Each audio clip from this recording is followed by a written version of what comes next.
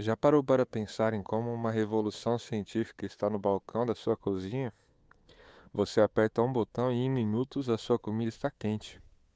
Pode até parecer mágica, mas é pura ciência de ponta do século XIX. Este vídeo faz parte de um projeto de extensão que tem como missão abrir conceitos sobre eletromagnetismo com exemplos cotidianos para os alunos da graduação.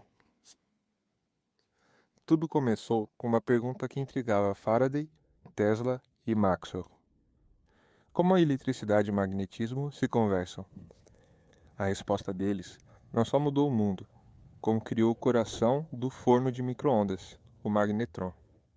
Neste vídeo, vamos falar um pouco mais sobre como as leis de Maxwell explicam componentes importantes do micro-ondas.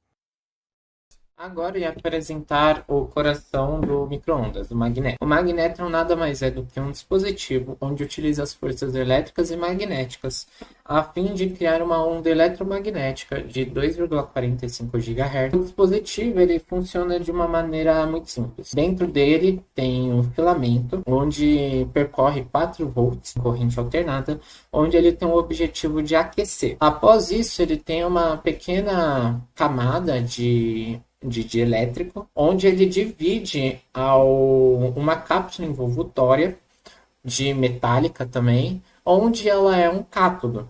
O cátodo ele é onde ela é abastecida por menos 400 volts, onde ela foi transformada em slides passados a energia elétrica em corrente contínua de menos 4.000 volts. E a partir desse aquecimento e dessa tensão, ambas juntas, elas ajudam ao metal a expelir o próprio elétron. O elétron, quando ele sai do metal, ou seja, ele se encontra no espaço, ele tende a ser atraído por outras cargas de polos diferentes. Ou seja, se o elétron é carga negativa, ele vai para a carga mais positiva, onde se encontra. No caso, a carga mais positiva ela é um ânodo. O ânodo ele é uma estrutura metálica e ela envolve o cátodo, onde pode ser vista por essa imagem aqui. Esse ânodo ela não tem potencial, ela não tem tensão em si, só que por ela estar em um potencial mais positivo que menos 4.000 volts, ela atrai os elétrons para ela. O elétron nesse caminho tem as suas próprias cargas elétricas, ele começa a atrair as cargas positivas, ele começa a repelir as cargas negativas. Enquanto ele está nesse tempo onde ele aproveita essa energia é apenas enquanto ele está no espaço. Então, para isso acontecer por mais tempo, é utilizado dois ímãs, uma na parte de cima e outro na parte de baixo. Os dois ímãs eles criam uma força magnética, por exemplo, em direção para cima, e essa onda magnética, junto com a carga elétrica, pela equação de Lorentz, ele tem uma trajetória da carga mudada. O que diz a força de Lorentz? A força de Lorentz diz que uma carga qualquer que seja, ela terá uma força resultante onde ela será influenciada pela carga e a velocidade da carga com o campo magnético.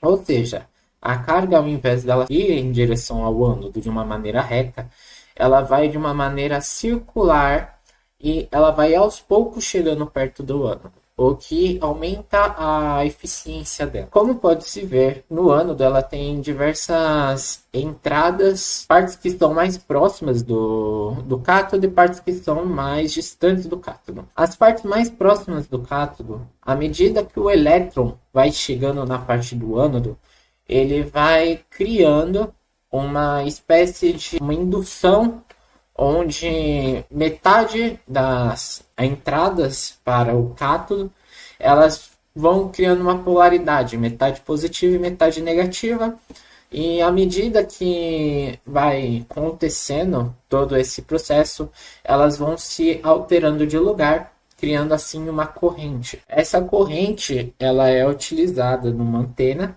ela é saída de um guia de uma antena, e ela é levada para a saída do magnetron, onde pode ser vista em qualquer uma dessas duas equações, onde ela vai ser levada pelo guia de onda.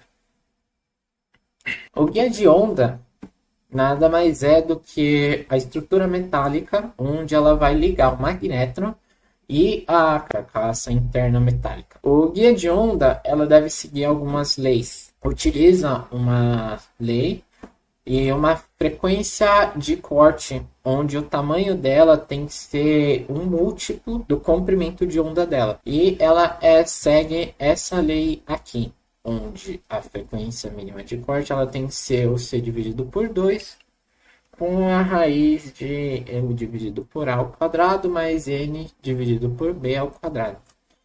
E a partir dessa frequência, ela consegue guiar a onda de modo que ela perca uma energia quase irrisória. Existe sim perda de energia, como na maioria das partes, só que esse método foi feito para reduzir a perda de energia enquanto está guiando a onda para o local onde deseja ser aquecido. Tanto o guia de ondas quanto a cavidade metálica, elas têm números onde elas se aproximam ao comprimento de onda. Então, as dimensões internas da cavidade, elas devem ter um